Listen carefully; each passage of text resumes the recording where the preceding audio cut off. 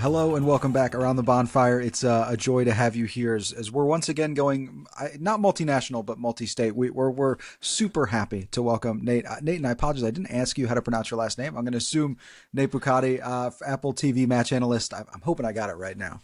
It's Bukaty, actually. Bukaty. It's a weird one. Yeah, it's a bastardized Polish name. My grandparents were Polish immigrants, and they changed the pronunciation and everything, so it throws everybody for a loop.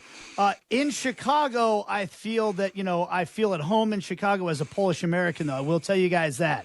I've been one time the Grand Marshal of the Polski Day Parade in Kansas City, Kansas. And I've been to Chicago during Polski Day, and holy cow, is it a big deal. So, honor to be on the show. No offense taken. Bukaty is the name. That's how we say it. Love it. Tim's here as well, as always. Tim, you don't get a special introduction, but I'll say hello to you and hope your day's going well, man. Yeah, so far so good. It's fantastic to talk in soccer. Love it. Yeah, always a blast when we get some of the folks from Apple TV in the house. Nate, obviously on the call this weekend, a Chicago Fire take on DC United, and that's what we're here to talk about today. Nate, I kind of want to start this off maybe just talking a little bit high level, right? Just to set the table a touch. Fire entering off a draw with Columbus, DC entering off a loss to Miami. I don't think to anybody's surprise on that one, although I will say it felt a little closer than expected. Old friend Sean Johnson kind of standing on his head a little bit there. We haven't talked a ton about DC in the past. I'm curious kind of if we can start high level and maybe work our way down, kind of how you're looking at this game from 30,000 feet as you get ready to call it. That's a good way to put it, because obviously you guys are on the ground there, so anything I tell you guys about the Chicago Fire would be kind of silly for me to pretend I'm more of an expert on the team than you guys are.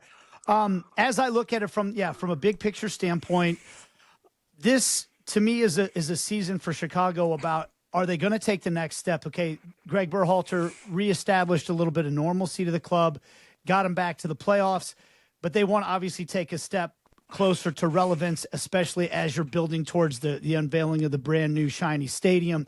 And what are the two things that need to happen? I think it's pretty clear. They got to get better defensively than they were a year ago. I know you guys have covered 2 clean sheets in a row. That's a huge start compared to what they did last year. And can they reclaim a home field advantage? How much of their struggles at home last year were because of something actually wrong at home? How much of that was fluky? I'm not sure. But you have to have a home field advantage if you want to be one of the top teams in Major League Soccer. So I think this is one of those games where if you're the Chicago Fire and you're taking a big step forward, you go win this game, right? This is a DC United team that is not – look, no game is easy in Major League Soccer. Everybody that's watched this league for any amount of time should know that you just don't chalk up wins. Ask the Inter Miami side that had to sweat it out against DC United last game when they had a 2-0 lead at one point and looked like they were going to bury them. All that being said, though, you guys know the Eastern Conference. You know how good the teams are in the East and how much of a slog it is to try to get your way into that top 4 conversation. This DC United team is not there. I don't think they would even claim that they're there yet. They're trying to build something out of some wreckage, to be perfectly honest. So if you're Chicago and you're at home and you're trying to plant that flag and say, hey, we are a better home side this year, this is a game that I think you have to go out and win. Yeah, for sure. And, it is sort of funny that it's DC who were the Fire's home opener last year. It felt like they were about to get, the first home win under Greg Berhalter, which would have been the first home win for the Fire since 2020, first in front of fans since 2017. And then Jacob Morel with a crazy bicycle good goal in like the 6th minute of second half stoppage time. And it becomes a draw, right? And that started setting the narrative of the Fire's home form, which lasted basically through the end of the season. So I think that this is, a chance to show progress. It's also a team where, DC, the last time these two teams met in DC, the Fire won by a touchdown, right? So it's, is that going to get under their skin? Are the Fire going to be able to have, not 7 goals, but, are they going to be able to, have their way with the offense, which really hasn't been, I think, clicking as well, which has been one of the things we've talked about a lot on the pod. It's just that seems like a change and something to keep an eye on, especially as the Fire are dealing with injuries. A couple things on that. I was on the call of that game last year, so I remember the bicycle kick, and I remember It's Merle is his pronunciation, because I remember as the bicycle kick was going in, I was thinking to myself, oh man, I hope I wrote down this pronunciation right. Because you want to say, Morel. It was one of those finishes. I feel like that was the type of thing that plagued Chicago a lot last year, right? Was letting something slip away late. They were able to grind out a couple of results already this year where they had to fight for it and hold on. And I know you guys discussed on your show the game against Columbus. To me, that's a point earned away from home in a difficult place. So that to me is they held on to something. Yeah, could they have gotten more? But to keep that point and not let it slip away late. I think if you're Chicago, you hope that's a sign that you can grind out some results late in games this year, maybe a little bit better than you did a year ago. When it comes to that DC side, under Troy Lesesne and previous regime, they had a tendency to get taken behind the woodshed. I used to look up the stat when I would get ready for their games, how many times they lost a game by 4 or 5 plus goals, and it was a lot. A lot of times to Chicago, a lot of times to Philadelphia for whatever reason. I do think under their new leadership, they've shown a little bit more of a pragmatic approach.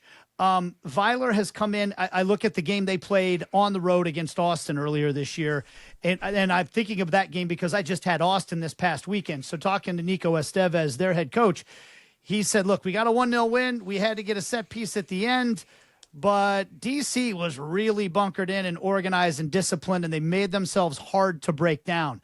I think that's kind of when you take over a program like DC United, if you're a pragmatic coach at all, you look at it and go, the first thing we got to do in this league is make ourselves difficult to beat. That DC United team was way too easy to beat from time to time over the last few years. So I do think, hey, look, maybe Chicago will surprise me and go out and really just put it on DC United. But what I'm expecting in this game is a team that's going to sit there and make themselves very difficult for guys like Bamba and Zinkernagel to get out in transition. And Haile Selassie, if he's out there, there's some good transition, dynamic, fast players for Chicago. I would bet, seeing what we've seen from DC United this year, they're going to try to make this a slower game and bog things down so that they can keep themselves in it. So I that's kind of the way I'm looking at it anyway. Yeah, and it felt like that's what they're trying to do against Miami last time too, right? Like now, obviously, that doesn't typically work against Lionel Messi. Like that's what Berhalter told us before the Fire's first game against Miami last spring was like, look, if you do that, you're going to lose the game. So you got to try to play the game of soccer. Because once they decided to do that after the second goal, I mean, they were playing soccer. Like I don't want to say they ever really had Miami in their back heel, but I mean, it became a much more fun game for me to watch. Yeah, and Miami is a different conundrum altogether because of what you just said. I mean, your tendency is they've got better players because they've got the best player, so we should try to do whatever we can to just keep ourselves in the game. But because of that, like the biggest weakness then of Miami doesn't get exposed, right? The only way you can expose their weakness is to play against them. But then you're opening yourself up. Yeah. So there's a pick your poison in that situation. But I think it's a little bit clearer the approach that DC United will have. And maybe they'll surprise me. But seeing what they did against Austin, I think that's a little bit of a blueprint to what I would expect to see them try to do against Chicago. And you mentioned the idea of kind of exploiting weaknesses there, right? And you talk about this. This is a DC team that is not getting taken behind the woodshed. That kind of seems to be their only goal in games. But you look at what they did in the offseason, right? It was Ty Baribo and Louis Montano. I don't know, actually. I haven't. He's barely played, so I don't know much about him, to be candid, coming over from CFR Cluj. It's a $6 million transfer, so it's not nothing. And then everybody else they seem to have brought in this window was defenders, right? It was Keisuke Kurokawa, it was Sean Johnson in goal, a guy out of the draft, and Nikola Markovic, who seemingly has played well, and they seem to be deploying him as somewhat of a 6 at times. I guess when you look at kind of where that weakness is for DC, great up front, that back four seems to be more comfortable. It kind of feels like it's in the midfield there, and that seems to be where the Fire have struggled in connecting play. Are you kind of seeing something similar there? If you're going to break down DC, it needs to come there, or how do you see that? Yeah, I don't think this DC United roster is a roster that competes in the Eastern Conference. And I think in the midfield, I think you got a lot of guys. I think they all belong in Major League Soccer. And I want to be very careful about the way I say that and be respectful. But I think you're not, when you look at the advancements that have been made, just look at your Chicago team, right? And you look at the pieces that have been brought in the attack and even in the midfield now. You look at how good these midfields are, the ones that really compete in the Eastern Conference. It's hard for me to say that is a midfield that can hang. Baribo's legit, right? I mean, he already proved it in Philadelphia, and he's proving it with what he's done in the first couple games in DC. But you're talking about Benteke gone and Baribo in. Benteke was like everything for them. You know, he won every aerial duel that ever existed, and it seemed like and was able to score goals when he was healthy. Baribo, I think, is a very, very good player and a capable player. DC remind me a little bit of like I've had Kansas City earlier this year.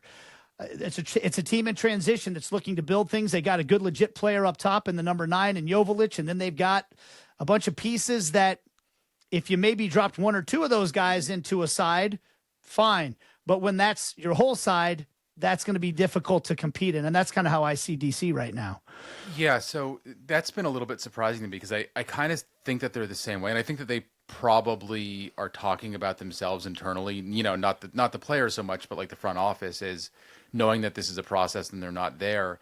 Mm-hmm. You know, Berhalter brought in 15 players in that first window last winter, and we saw the results, right? Like it was a jump from bottom of the conference to a play-in spot, but into the postseason, right?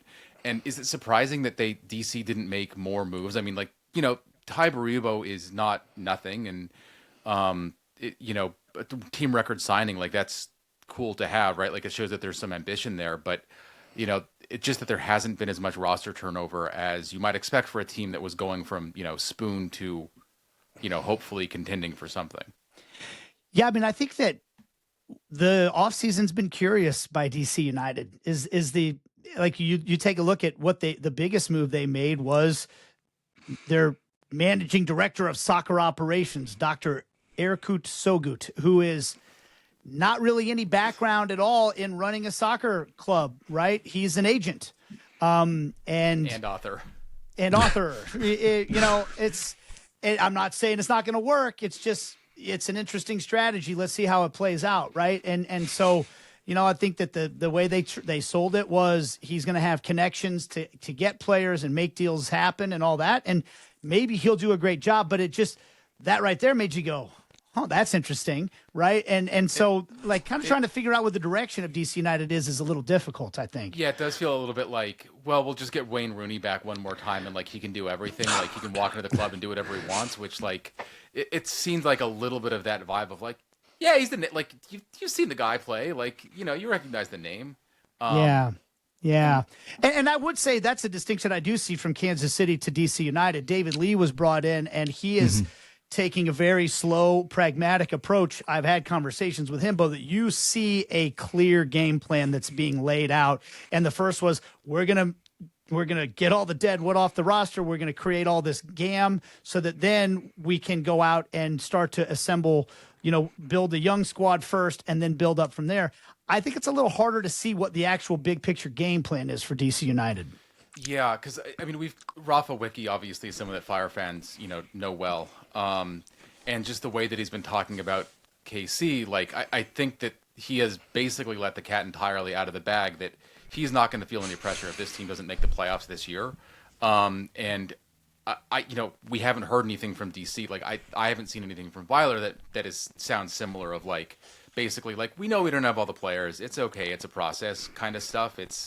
And I don't know, like, is the pressure going to be if you don't make ninth in the East or something this year that you're on the hot seat? Like, it's not really clear to me, like, what their goals are, the same way that SKC is, like, we're starting from something, like, we're starting from the ground floor again. We're trying to build up to what we were, 10, 12 years ago. Yeah, Tim, you and I talked about this a little more micro earlier, but on a macro level, I think the thing you're seeing from Kansas City, even from Montreal, is kind of a unified vision from coach to sporting director to ownership. You're seeing that in KC as well, right? Of this is not the year to go out and spend the big money. That will come, but it's not right now. I don't know that you necessarily have that central alignment when it comes to DC. I don't know that anybody quite knows what the plan is there. You let Christian Benteke go and then spend $10 million on forwards. Like it's not a bad idea, but when that's all the money you spend, I don't know that you're getting anywhere with it either. You know, and one thing that I would just maybe tweak a little bit what you said too is you said, you know, maybe not this year. I would say maybe not this transfer window. Because one thing that everybody should remember about the schedule this year is there are 20 games after the summer transfer window. Typically, the summer transfer window in Major League Soccer is one where you're like, yeah, maybe we get a piece or two that can really help us down the stretch, but we're only going to get them for maybe a third of the season. Now, all of a sudden, you can, and with the playoff structure that allows 9 teams in, you keep yourself in the running. And all of a sudden, you make a couple of big moves after the World Cup in the summer transfer window, and you got 20 games left on your schedule. That can make a massive difference. So I think it's going to be really interesting summer, guys, in Major League Soccer for the teams that have put themselves in a position where they have that flexibility. That sort of makes sense because it seemed like a pretty quiet transfer window from around the league, if we're being honest. Like there were some moves, and it could just be teams keeping their powder dry, especially because, you know, we know that soccer in this country is, you know, going to be, you know, around the world on TV and with everyone. And there's maybe players that would think about the United States as a destination, United States, Canada as a destination that were not previously. So yeah, maybe even some big Polish strikers. Tough to say. Boy, my guy, Big Lou. I hope he comes to the league. So, I mean, man, I got to interview him one time. And as a Polish American, I mean, I root for the U.S. every time they play, but I got my Polish jersey, you know, and Big Lou, if he could come, that would just be something, you know. Yeah, we'll see. We'll see. Nate, I know we're running up on time here, so we got a good 5-10 minutes, guys. If you want, just you know, as far as you want to go. Yeah, no worries. Well, I guess if we're pushing a little bit, the question I'll ask you, I'll give you the option because I know you're maybe retaining a bit of neutrality here. I do always like to ask if you'd like to make a pick in terms of what we're going to see on Saturday. No, I never want to pick the actual outcome of the game in terms of like what I'm looking for in the game. I'll always you know, be willing to talk about that. And as I said, I think that this is the storyline is about Chicago planting their flag on their home soil. And I think that this is a game for them to dictate the way that the games go, to dictate the terms of the match. I'm looking for them to maintain that solidity defensively. And I think one of the big questions is going to be, and I guess we got to find out who's available, right? Is Kuiper able to come back? I know you guys really did a great job of breaking down in the post game last time around how much that changes the way that the attack looks, right? Because of the way that Kuiper plays that true classic number 9 role. If he's in that role, I want to see Zinkernagel get a little unlocked. You know, I'm such a fan of him a year ago. And I think that's kind of one of the biggest things that I'm going to be watching for in the game is to see, is he able to get in those same positions that made him so dangerous a year ago and create some havoc there. And I want to see this Borso kid play in person. You know, I like the young guys. He's got something to him. I don't know if he earned a little extra playing time. He was a surprise last game, but I would like to see him play. That's a topic of conversation that we were going to have. Oh my gosh. Because assuming Leo Barroso, like we hope that he's back soon. The idea that he went out with an injury that looked like that and is going to be able to play this week just seemed a little remote, right? Jonathan Dean is going to be back, but with the game Borso had, you know, Berhalter gave him the game ball afterwards. Like, yeah, which, you know, so it's hard to tell a guy like that, thanks, that was great, and we're going to move on for now, right? Well, to your point there, Tim, like Andrew Gutman's still out. We were not going to see Victor Radojevic probably, so it's very well a chance we see Jonathan Dean on the left and Dylan Borso on the right if Leo Barroso can't go, right? I don't think that's off the board at all. And I honestly, if you had told me, pre-week 4, we would have been speaking with one of the folks calling the game, and they would have been talking about Dylan Borso. I don't think I could have picked that out of a hat out of 100 tries. You know what I mean? Like, never would have seen it coming. Look, I get excited. I will admit, I get excited about the young guys. There's so much young talent in the league right now, and I love. I bristle sometimes at the blanket play your kids statement because some guys are ready and some guys aren't. Sometimes you don't know if a guy's ready. There's an old football coach who used to say the quarterbacks are like tea bags. You don't know what you got till you put them in hot water. Sometimes you don't really know how a kid's going to react until they get in a live game. I thought Cups, I got to see him last year. I thought he showed himself really well. I think he's a guy with a lot of promise, and Greg showed that he's not afraid to play him. And he's not afraid to play young players. So I'm not telling him who to play. I'm just saying I get excited when I see a young guy that goes out there and plays the way that he did. So I'd be excited to see him again just because it's great to see. Being the only guy, in the locker room interviewing him. Well, it was the Crew 2's locker room because it was an away game. With him on Zoom and a camera 3 feet in front of me. I mean, it's always great when you get that genuine enthusiasm from someone in their first game, especially when they played the way that they did. It's just a cool feeling. I've had a chance to interview some guys like that over my career when they've made a Major League Baseball debut or a debut like this, and I've had more than one guy refer to that as the greatest night of my life type of thing. Core memory stuff, and you get to watch somebody's emotions from that. It was great stuff. Yeah, it's cool just to be a part of it, and hopefully, I hope that for our listeners that we've shared enough of how that feels, so it felt like you were there too. Yeah. Yeah, great stuff. We hope to see Dylan Borso out there, if nothing else, just for some fun, just for a good time. Maybe Justin Reynolds will make an appearance. Oh no, I'm thinking of Sporting Kansas City now. It's going all over my head. Anyway, while we still got you, I do want to give you an opportunity to talk. We've got a few different things for you. I know the podcast Heart and Goal. I think the book Perfect Pitch, how Kansas City became the heart of American soccer and landed the World Cup. I would love to just kind of give you the floor, talk about the book a little bit and what led you there. Yeah, so I'm born and raised Kansas City guy, and so I witnessed this town go from a town with almost no soccer culture or history to the self-proclaimed soccer capital of America, which I know there's a lot of other cities that would like to have that debate. But the fact that there are across the state, yeah. But the fact that there are multiple cities in this country that want to have that debate is a symbol of how far the culture's grown in this country from 1994, when the closest the World Cup came to my door was Chicago. And Kansas City at that time had no professional league, no professional team.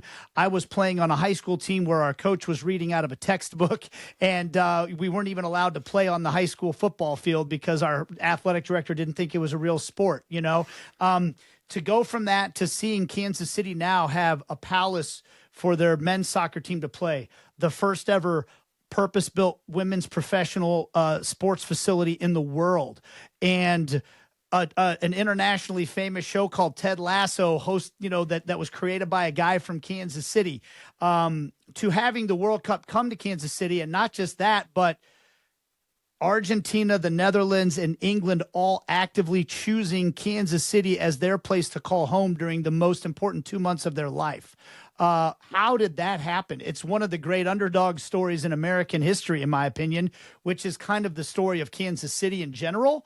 And it's the story of soccer in America. It's a true underdog story. And I was just thinking when the World Cup started coming, this was last May or April, when I had the idea to write the book, was how can I contribute to this experience the one time in my life that the World Cup is going to come to Kansas City, the one time that the world is going to come to Kansas City is not an international destination. The world's going to discover Kansas City, and Kansas City is going to get to know the world. How can I help?